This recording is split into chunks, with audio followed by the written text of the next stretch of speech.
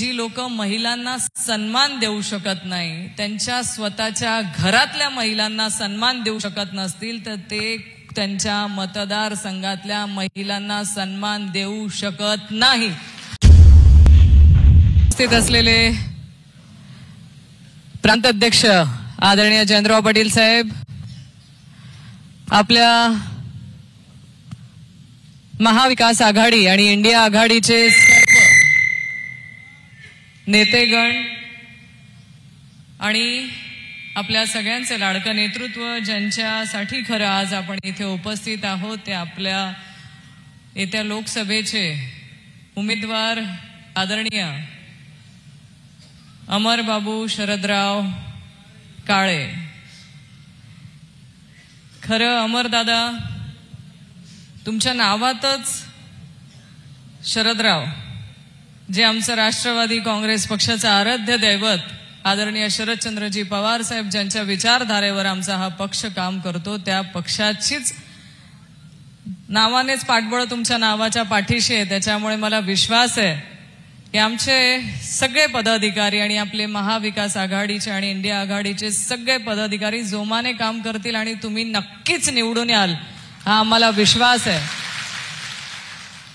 तुमचा सगळ्यांचा उत्साह खूप मोठ्या प्रमाणात आलोय तेव्हापासून बघतोय आणि हा उत्साह आपल्याला मतपेटीपर्यंत पाठवायचा आहे. खरं माझ्या माता भगिनी पण इथे मोठ्या संख्येने उपस्थित आहेत. आपण अमरदादांना गेले कित्येक वर्ष झाले राजकारणात काम करताना बघतोय. त्यांनी जे काम केलंय लोकप्रतिनिधी म्हणून, ते आपल्याला प्रत्येकाला लक्षात राहील असंच होतं. एक उमद नेतृत्व, कायम संघर्षाला तयारी असणारं नेतृत्व आणि चांगल्या रीतीने एक सुजन आणि सभ्य असं नेतृत्व आणि असा उमेदवार आपला आहे. आणि जर समोरचा बघितला तर माझ्या माता भगिनींच्या वतीने आणि गेल्या 2 दिवस झाले जे मी प्रेस कॉन्फरन्सच्या माध्यमातून मीडियामध्ये बघितलं, अत्यंत वेदनादायी. म्हणजे जे स्वतःच्या घरातल्या सुनेला न्याय देऊ शकत नाहीत, ती लोक जर उमेदवार म्हणून समोर येत असतील आणि जी लोक त्यांना पाठबळ देण्याचा विचार करत असतील, शोकांतिका वाटते मला. हे दुर्दैव असेल की जी लोक महिलांना सन्मान देऊ शकत नाही, त्यांच्या स्वतःच्या घरातल्या महिलांना सन्मान देऊ शकत नसतील, तर ते त्यांच्या मतदारसंघातल्या महिलांना सन्मान देऊ शकत नाही. ह्या मतावर मी ठाम आहे आणि तुम्हालाही विचार करायला लागेल. सोपं नसतं एखाद्या महिलेला समोर येऊन, मीडियाच्या समोर येऊन मांडणं, जे काय तिच्यावरती परिस्थिती बितलीये ती परिस्थिती येऊन मांडणं हे सोपं नसतं. अशा परिस्थितीमध्ये जर ती महिला येते तर त्याची सत्यता भयावह असेल. माझी तुम्हाला सगळ्यांना विनंती आहे, आपल्याला अशा लोकांकडे बघायचंच नाही. आपण आपले जे उमेदवार आहेत अमरदादा काळे यांच्या पाठीशी खंबीरपणे उभं राहायचं आहे. तुमच्यामध्ये मला प्रचंड असं वाटतंय ना की आपल्याला उत्साह आहे की हो आम्हाला आमचे खासदार निवडून आणायचे आहेत. पण माझी तुम्हाला सगळ्यांना विनंती आहे, कुठलंही इलेक्शन, निवडणूक ही हवेवरती होत नाही. तुम्ही आता आपण टाळ्या वाजवल्या, आपण सगळे आलेत, नेतेगण आलेत, भाषणं ऐकून तुम्ही गेलात, ह्याच्यावर तुमचे उमेदवार निवडून येणार नाहीत. तुमचे निवडून आणायचं असेल ना आपल्याला अमरदादांना, तर एक गोष्ट तुम्हाला आता करावी लागेल, इथून ठाणून जायचं. माझ्या बाजूच्या गावात काय चाललंय, माझ्या बाजूच्या मतदारसंघात काय चाललंय, ह्याच्याकडे आपल्याला बघायचं नाही. मला माहितीये तुम्ही सगळे आलेले प्रत्येक गावातले प्रतिष्ठित लोक इथे आहात. प्रत्येकाने इथून एक संकल्प करून जायचंय.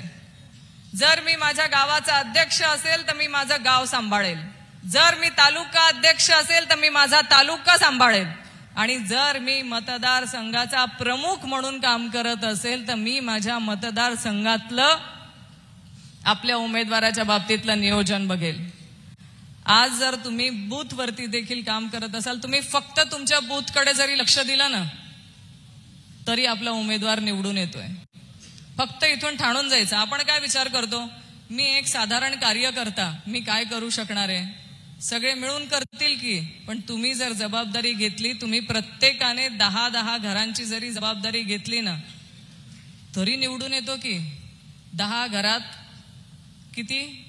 एका घरात 5 मतं जरी पकडले मिनिमम, तर तुम्ही 50 मतांची जबाबदारी घेतली आणि ते मतदान तुम्ही मतदान केंद्रापर्यंत जर आणून पोहोचवलं तर नक्कीच अमरदादा निवडून येतील. बघा, वातावरण भारतीय जनता पार्टीच्या आणि या सगळ्या महायुतीच्या विरोधातलंच आहे.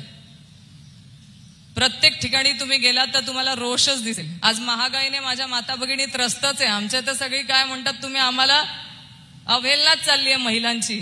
आमच्या महिला तिथपर्यंत जातील, पण तुम्ही त्यांना बाहेर काढणं गरजेचं आहे आणि ते मतदान केंद्रापर्यंत नेणं गरजेचं आहे. तेवढी जबाबदारी तुम्ही घ्या की हा जो रोष आहे, हा रोष आपल्याला मतदानामध्ये जर व्यक्त करायचा असेल तर मी माझ्या गावाची जबाबदारी घेतो आणि मी माझ्या गावातलं मतदान हे मतदान केंद्रापर्यंत पोहोचवण्याची जबाबदारी घेतो. हे करा.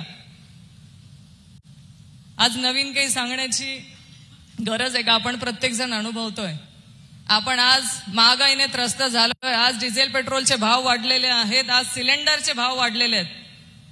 आज प्रचंड अशी महागाई वाढलेली असताना ही जर समोरची लोक काय करतायत,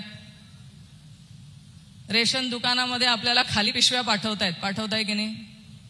भेटल्या असतील रेशन दुकानामध्ये जे लोक आहेत त्यांना माहिती आहे. खाली पिशव्या आल्या होत्या मागच्या महिन्यामध्ये. आता मतपेटी खाली ठेवायची आहे त्यांची. करायचं ना? म्हणजे कसली थट्टा करतात बघा. स्वतःला 50 खोके आणि आम्हाला खाली पिशव्या. बरोबर आहे ना? म्हणजे लक्षात ठेवा, आले की विचारा, म्हणा बाबांनो आता मतदान पेटी पण तुमची खालीच ठेवू. आता मतदान पेटीमध्ये आमच्या अमरदादांना भरभरून त्यांच्या ओटीमध्ये आम्ही मतं टाकणार आहोत. हा विश्वास आजच्या दिवशी तुम्ही द्या आणि हे तुम्ही कराल, मला विश्वास आहे. आणि भविष्यामध्ये मी जेव्हा इथे येईल तेव्हा खासदार अमरदादा काळे यांनाच भेटायला इथे येईल, हा मला विश्वास आहे आणि तो तुमच्या आशीर्वादाने पूर्ण होईल. एवढंच इथे व्यक्त करते आणि थांबते. जय हिंद, जय महाराष्ट्र. देश विदेशातील प्रत्येक घडामोडींचे लाईव्ह अपडेट मिळवण्यासाठी आता साम टीव्हीच्या सर्व सोशल मीडिया प्लॅटफॉर्मला लाईक, फॉलो आणि सबस्क्राईब करा. तसंच सर्व नोटिफिकेशनसाठी बेल आयकॉन प्रेस करायला विसरू नका.